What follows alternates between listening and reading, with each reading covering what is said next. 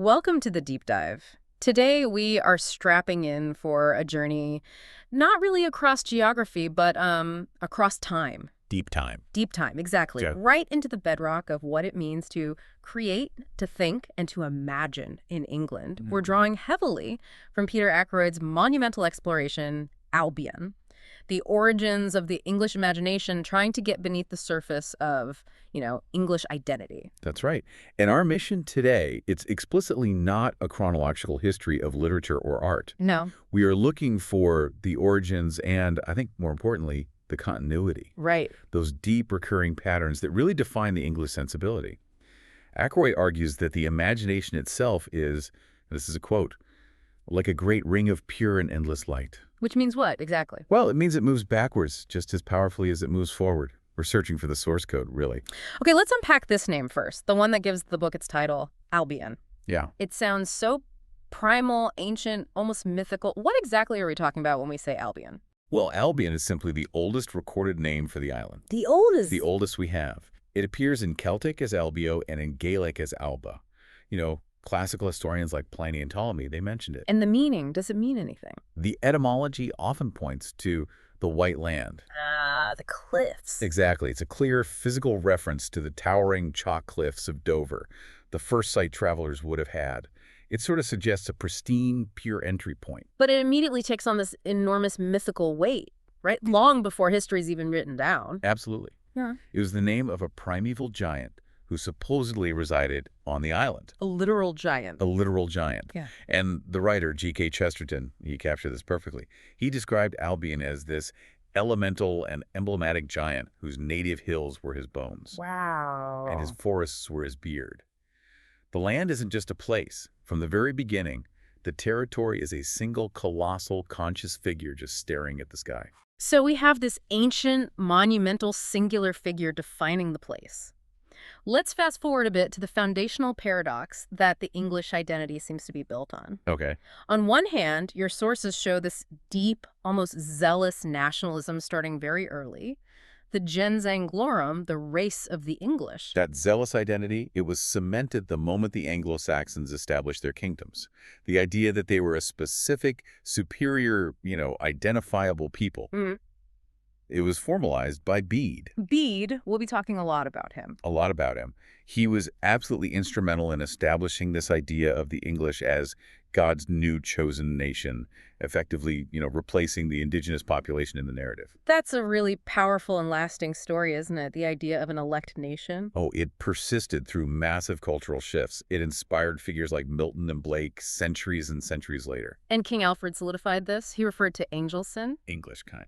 And Archbishop Wulfstan was always invoking theodicite, which is what, nationhood? Roughly, yeah, nation or peoplehood. And this early, highly defined national zeal is actually cited as one of the key historical reasons why the Reformation was so successful in the 16th century. It's true. They already had this 1,000-year-old, deep-seated idea of their own national distinctiveness and, well, their exceptionalism. Okay, but here's where the paradox truly reveals itself. Because the counter-argument is that despite this fervent nationalism, English art and literature are defined by the complete opposite. Absorption? Absorption, tolerance, assimilation. How can both of these things be true at the same time? Precisely. And you see this even in the earliest art forms. So Anglo-Saxon painting, for example, it only achieved its maturity and its unique power after it was inspired and modified by continental Mediterranean models. So it needed the outside influence to become itself. It did. Its insular idiom found its true expression in relation to alien art. The vitality of English culture, it springs not from purity, but from adaptation. From this deep, almost subconscious willingness to integrate foreign influences. It's the perfect mixed style. Okay, let's pause on that because this seems crucial.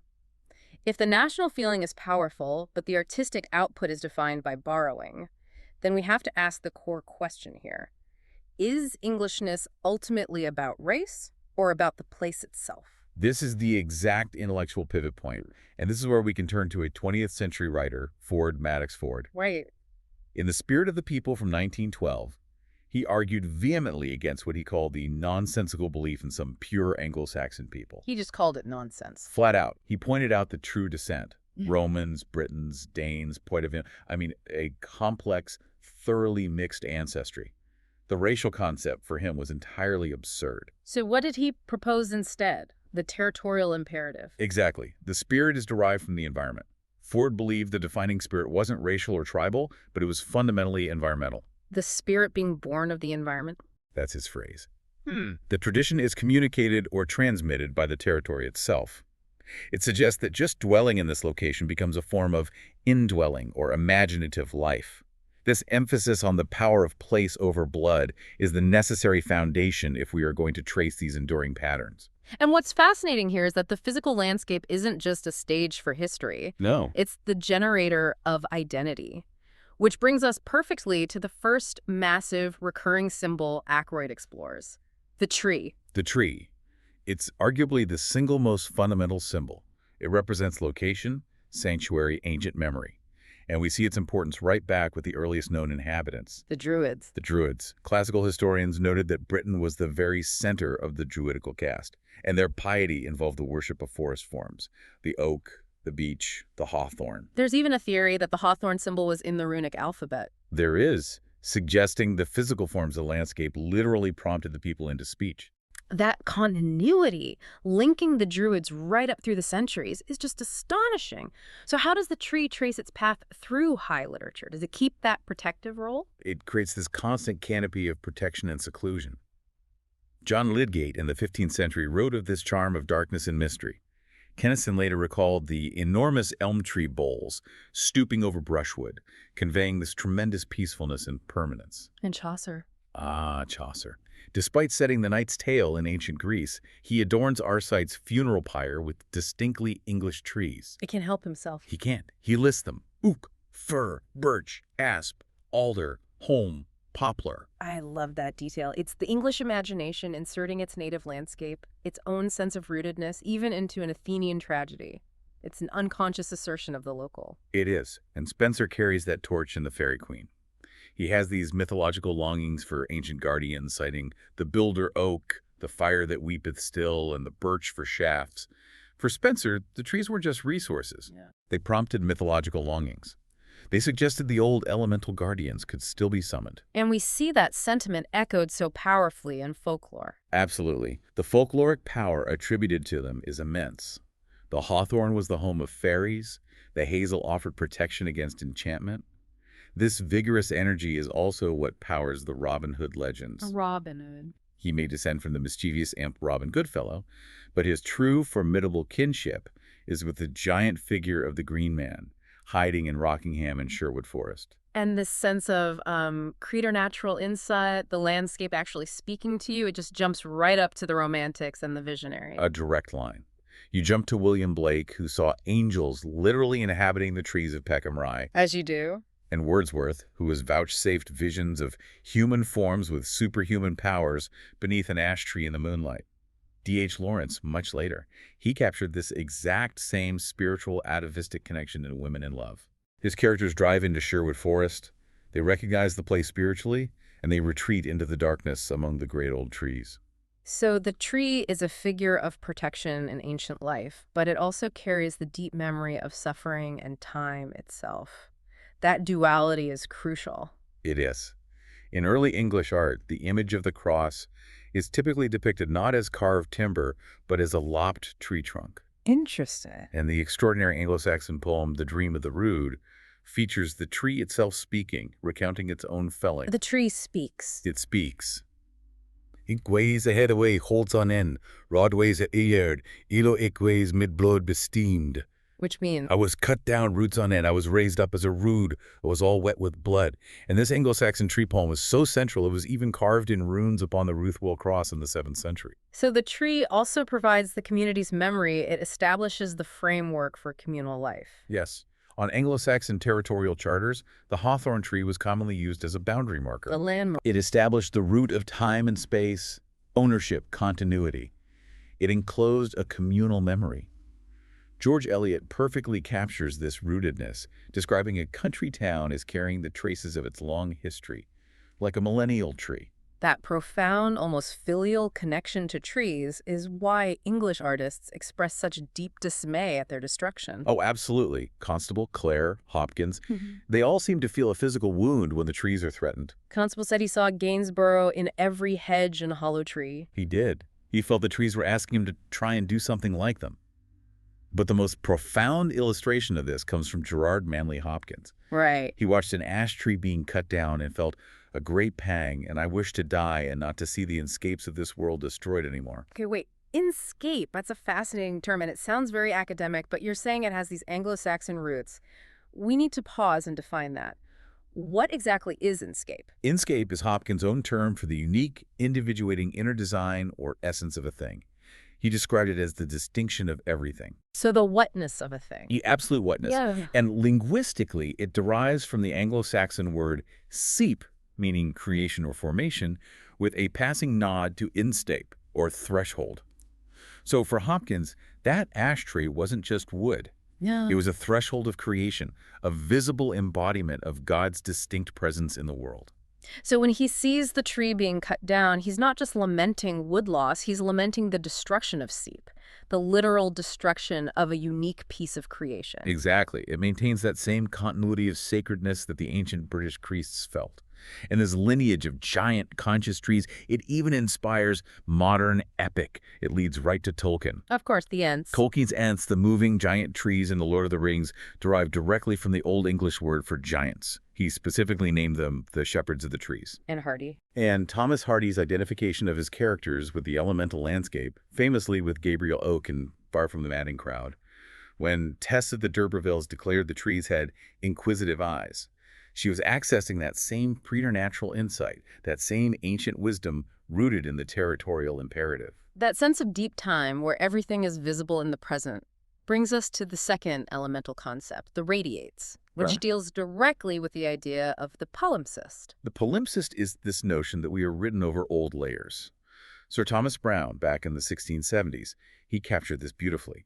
He observed that just before death, a person's face would show latent traits of their ancestors. Really? He saw the dying resembled their deceased uncles, and he concluded that we are but a palimpsest of past times, where ancestral lines, previously latent, shine through as we retreat to Earth. And the sources provide compelling modern genetic proofs that this deep continuity is not just a metaphor. This is the most arresting detail. The discovery in Goth's Cave at Cheddar Gorge, where mitochondrial DNA from a Middle Stone Age skeleton was matched to a late 20th century resident of the village. Wow. It established an 11,000-year continuity of dwelling. That finding is amazing, but doesn't it run the risk of romanticizing a fixed identity? I mean, if the defining English trait, as we established earlier, is assimilation, the constant absorption of others, why should one 11,000-year-old cave skeleton carry more weight than, say, Norman, Roman, and Saxon influence? It's a crucial tension. And the evidence suggests that the continuity is primarily about dwelling in the land, not about racial purity. Right. The Saxon settlement was gradual, it was intermittent, and it involved assimilation rather than total conquest. There must have been some kind of compact or understanding with the indigenous population. And we know the Celtic presence couldn't be eradicated because it lingers in our language every single day. Exactly. Words like kick, hitch, and fudge are all claimed to have Celtic roots. And the place names. Oh, the landscape itself is riddled with them. Avon for river, Cotswold, Downs for hills, London, the Isle of Man. There are claims that even as late as the end of the 7th century, the British language was still being spoken in areas like Somerset and Dorset. Okay, so here's where we get to the physical manifestation of this Celtic inheritance, the visual pattern they left behind, what Ackroyd calls the radiates. What are we looking at? We're looking at the characteristic Celtic motif found in workmanship. The spiral. The spiral. Reverse spirals, trumpet spirals, hairspring spirals, circling like an obsessive secret. But crucially, these patterns are identical to the marks found carved upon Neolithic rocks, like cyst covers or outcrop rock. It establishes a pattern that spans millennia. So a design someone carved 5,000 years ago pops up again centuries later, essentially unmodified. Precisely. They're sometimes called radiates because they seem to shine from prehistory into recorded time. We see these same spiral markings reappear, for example, in the 12th century stone carvings of St. Lawrence Piddington in Durham. An unbroken visual language. It is. And it hints at this intense, graphic, and majestic vision of the Celts, focusing on essential truths behind mere appearance, avoiding naturalistic representation. And this enduring Celtic sensibility was analyzed in depth by Matthew Arnold back in 1867. Yes, Arnold believed that since there was no record of extermination, a great mass of Celts must have remained.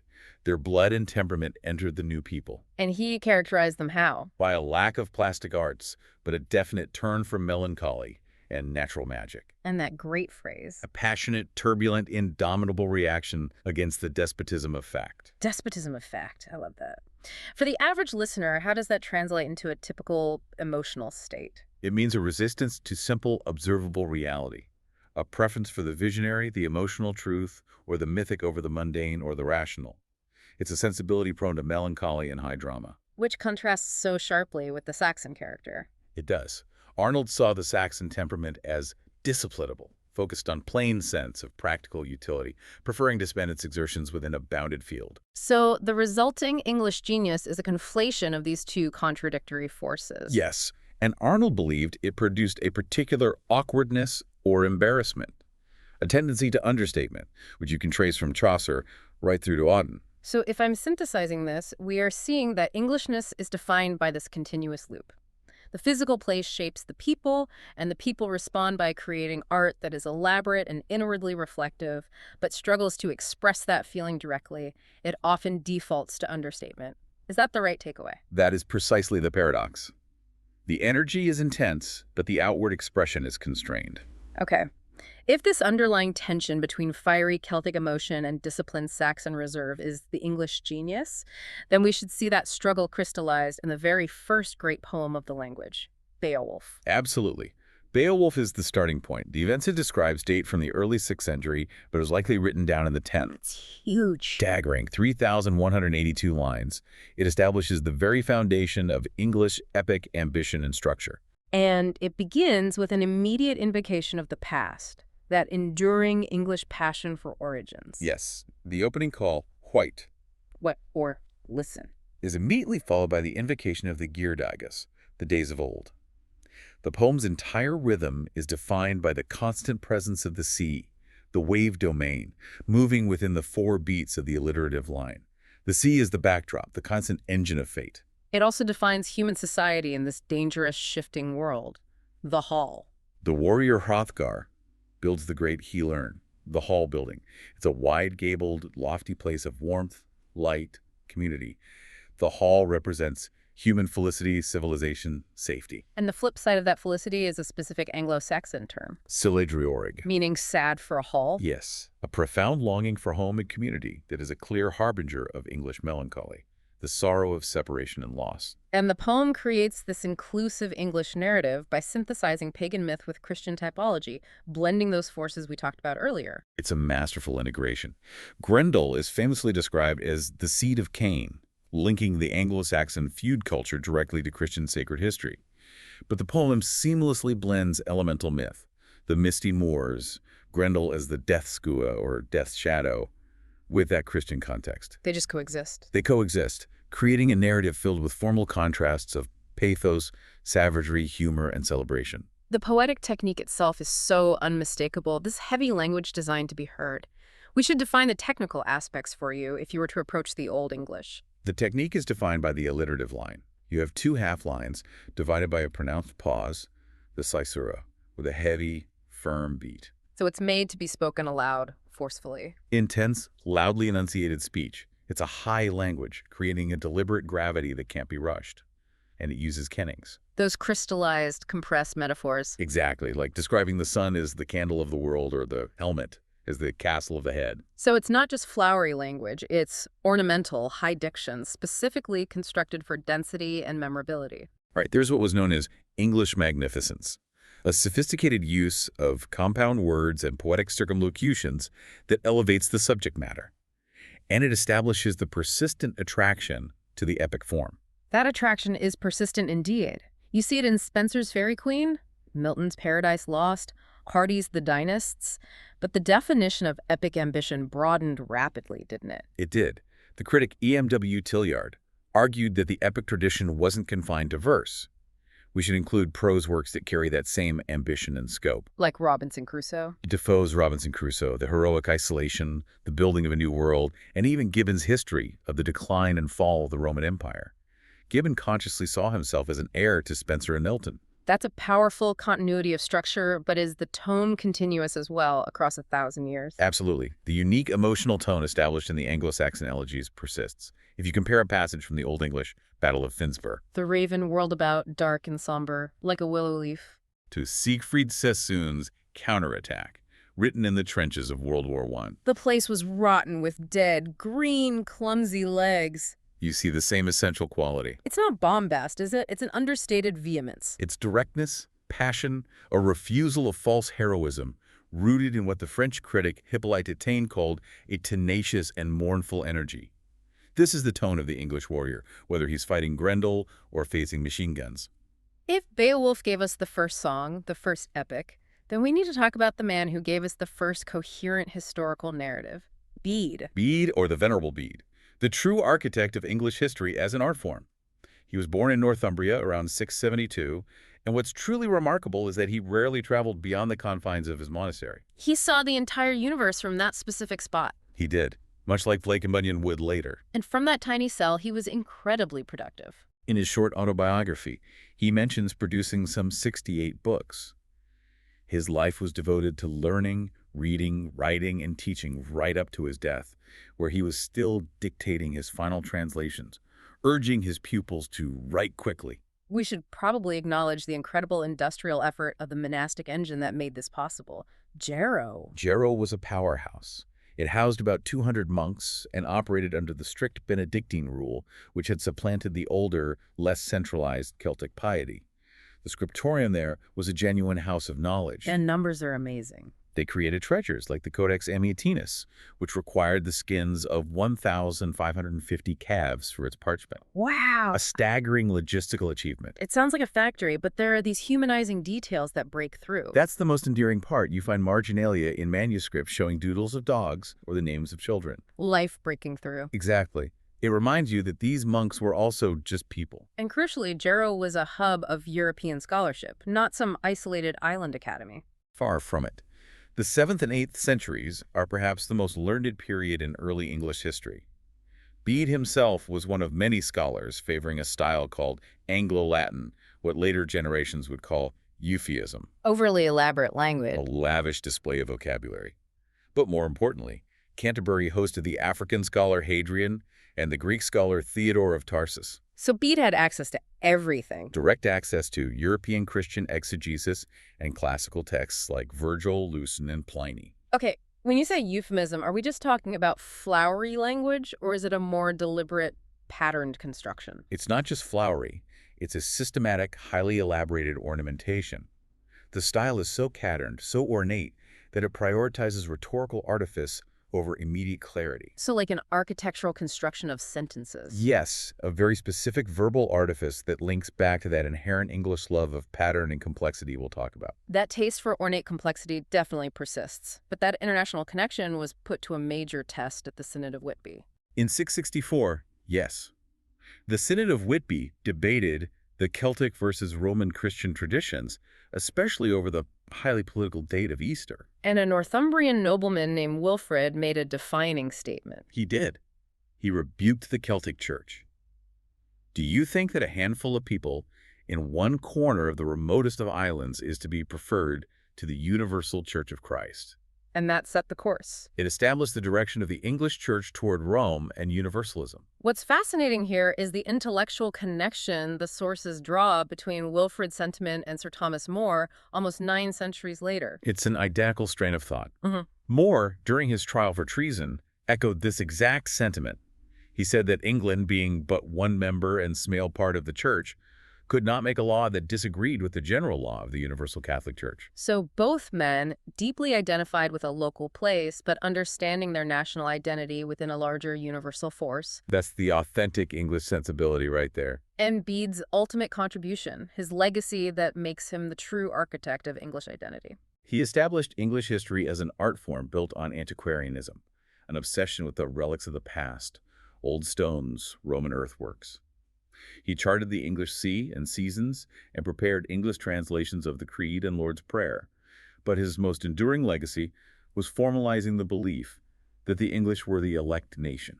So he shaped history through a moral and eschatological lens. He ensured that the story of England was a story of divine purpose.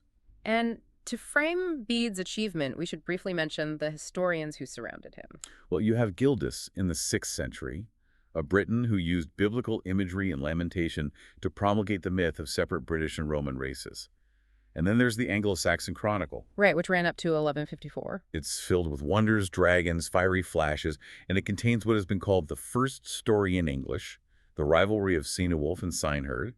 This suggests that history itself was once heard like a song, part of a powerful lost oral tradition. Okay, shifting gears now. From the grand, epic scope of identity to the intricate, minute architecture of the English mind. The sources reveal an Anglo-Saxon sophistication that's often underestimated. One characterized by perpetual return rather than linear progress. The geometry of wit found in riddles and paradox. The 95 riddles in the Exeter book, dating from the early 8th century, demonstrate that this sophistication manifests through elaboration, difficulty, and obscurity. The goal was to find vital, formal meanings within the material world. So the riddles are inherently an intellectual game. It requires the listener to exercise their wit spell. They are. The verses occasionally challenge the wise or clever man to say what my name is. And this delight in puzzle solving echoes right through to Lewis Carroll. John Donne's Paradoxes and Problems in the 17th century, and of course the riddles of Carroll, famously asking, why is a raven like a writing desk?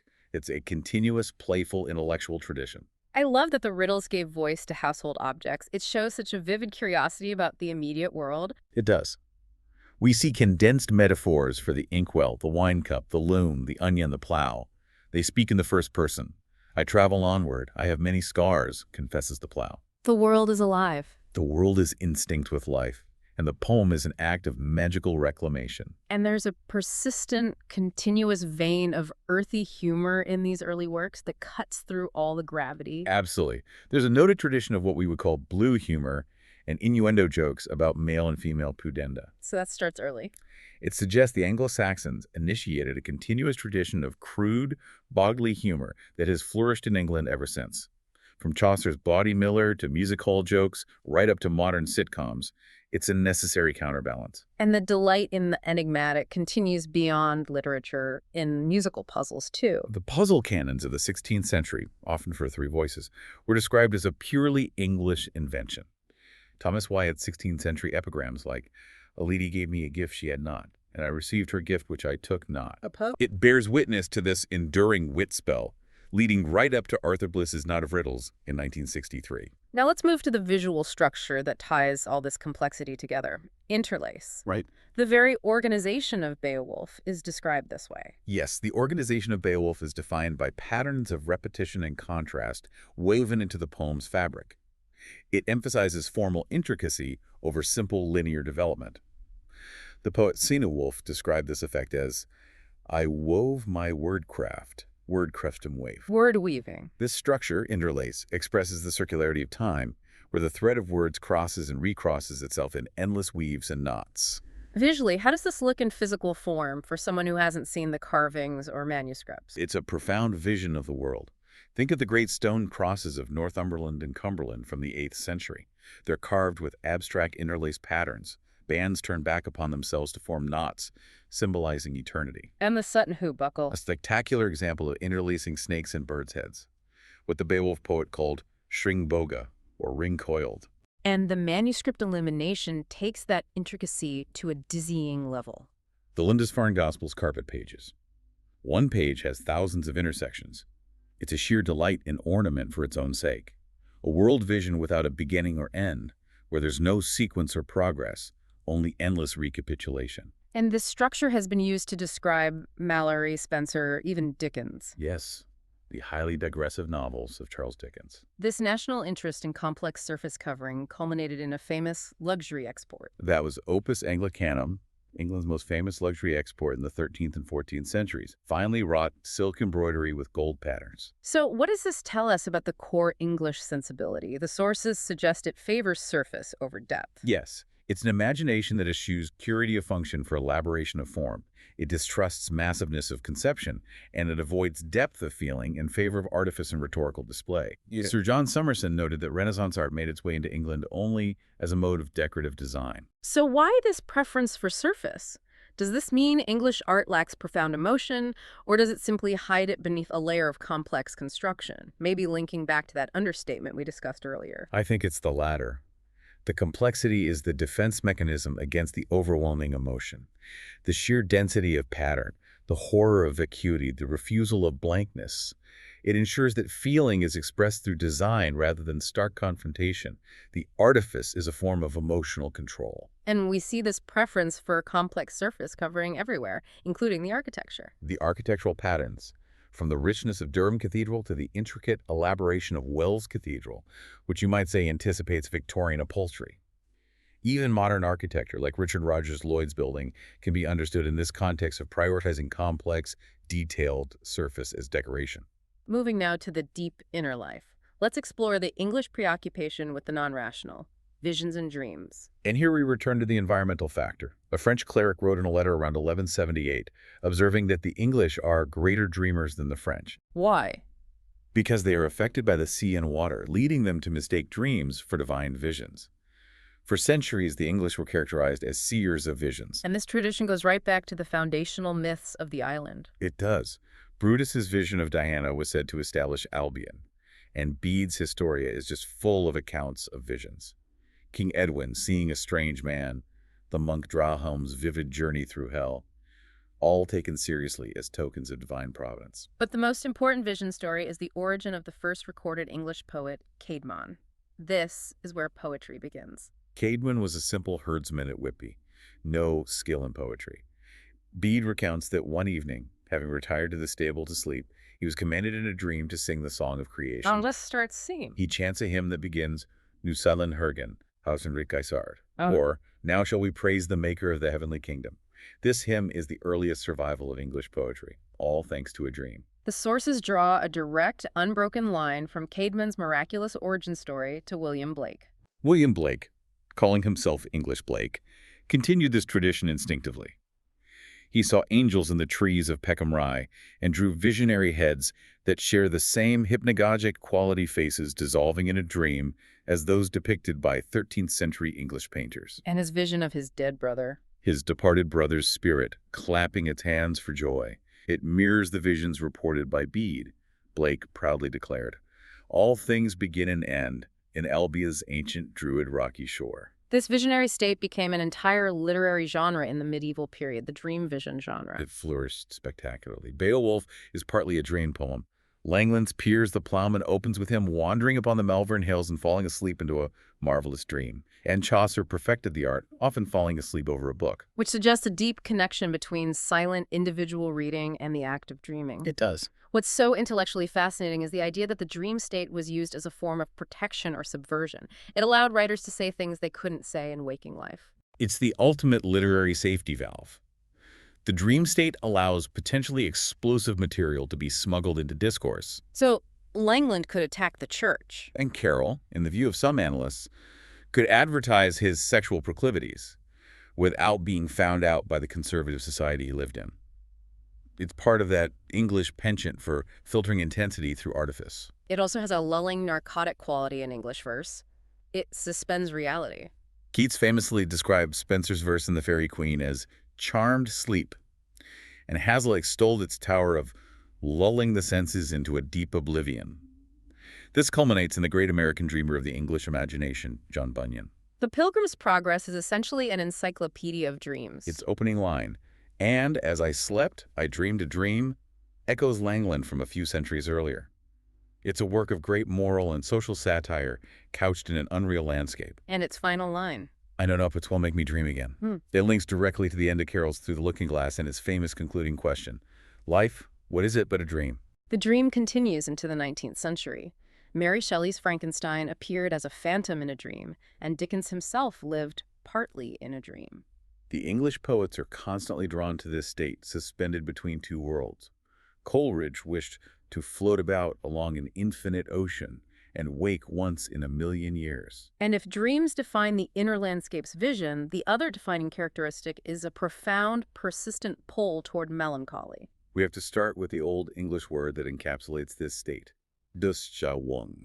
Contemplation of dust. It speaks volumes about an Anglo-Saxon consciousness that viewed transience and loss, governed by word or destiny, as an intrinsic part of the human estate. This is a culture born looking backwards. This resulted in a whole genre of poetry, the elegiac tradition. The 6 extant Old English elegies, like The Wanderer and The Seafarer, are suffused with exile and isolation, contemplating the Hrimsil Disse, the rime-cold sea, And the ruin. wondering at the spectacle of deserted buildings, the entige work, the work of giants, a genuine awareness of passing civilizations and transience. This lament is relentless. It seems to be woven into the very sound of the language. It is, from an early 13th century song, what this night is long, to Chaucer's woeful Reeves and Mallory's Le Morte d'Arthur with its haunting elegiac undertone. The sound of the English language itself, with its open vowel sounds in passages from Macbeth or the Anglo-Saxon elegies, creates the syllabic equivalent of a long, protracted, oh, sound of sorrow. The figure who takes this melancholy to its full, rich flood in music is John Dowland. Dowland's compositions for the lute, like Go Crystal Tears and In Darkness Let Me Dwell, express his disposition to melancholy, culminating in the sonorous languor of English pathos. And the coincidence. In a strange coincidence, Dowland was the resident musician at Elsinore, truly setting the philosophical and musical stage for Hamlet. The melancholic figure then becomes a recognizable stock character in the late 16th century, the melancholy device. The melancholic figure, often dressed in black, arms folded, could be a malcontent, a scholar like Hamlet entering reading a book, or a satire target, reflecting the anti-intellectual bias of the time. The ultimate compendium of this grief, and arguably the definition of the English mind, is Robert Burton's sprawling, digressive The Anatomy of Melancholy. Published in 1621, it is formidable, digressive, and anecdotal. Samuel Johnson, who struggled with his own melancholy, declared it the only book that ever took him out of bed 2 hours sooner than he wished to rise. Burton believed he was just rearranging the inheritance. We weave the same web still, a line later borrowed by Lawrence Sterne for Tristram Shandy. He also confessed to false learning and concocted quotations. Was this just academic dishonesty, or did it serve a deeper purpose? It serves a satirical, self-aware purpose. Burton was mocking the very intellectual system he embodied, struggling with the compulsion to include everything: biographical anecdotes, classical wisdom, miracles, Robin Goodfellows, before declaring all to be vanity. So his confession of false learning is part of the artifice. It is. It reveals that even while compiling this vast compendium, he knew the project was inherently doomed to incompletion, embodying the paradox of the English writer's compulsion for comprehensive detail. That fixation on mortality carries through to John Donne, who made it intensely theatrical. Donne was a devotee and practitioner of decay. He famously sat for a portrait in a shroud, standing on an urn, anticipating his death's dual sermon, where he mused on a handful of dust. He was a true practitioner of duscion. He focused on the body as that excremental jelly. It reveals that sensationalism is deeply intertwined with high melancholic rhetoric. And Thomas Browne continues this tradition with his gravity and grandiloquence in Urn Burial. Browne, an expert in anatomy and medicine, follows this fitful, digressive logic. His work is a triumph of somber rhetoric, where he feels compelled to demonstrate and include endless detail before concluding. Time which antiquates antiquities, maketh pyramids pillars of snow. The ultimate statement of transience following the ultimate statement of rhetorical effort. This predilection became so marked that it was known across the continent as the English disease. Samuel Johnson is the iconic figure here. He believed himself to be melancholy mad, taking opium, wishing to be confined and whipped. This affliction was often attributed to the damp climate or the diet, but many scholars and historians favor the English landscape itself. The fons et origo of melancholy. That source and origin. Yes. So we return to the territorial imperative. The landscape actively shapes perception and emotion. The landscape creates that faint shudder of disquiet. Think of Hardy's Egdon Heath in Return of the Native, which had a lonely face suggesting tragical possibilities, or the bleak vistas of Tennyson. Wordsworth in the Northwest felt low breathings coming after him. Mirroring the earlier belief that Sir Gawain felt giants blowing after him. Exactly. The environment itself maintains this mournful mood, completing the circle of the English imagination. What a deep and layered dive into this foundational mindset. Let's try to synthesize these key patterns for everyone listening. We've traced a history that is defined by paradox. A zealous early nationalism established by Bede, yet utterly dependent upon the absorption and assimilation of external and Celtic influences. So the true identity is rooted in place, not race. Precisely. And we've identified the enduring images, the rootedness of the tree, representing communal memory, and the genius loci.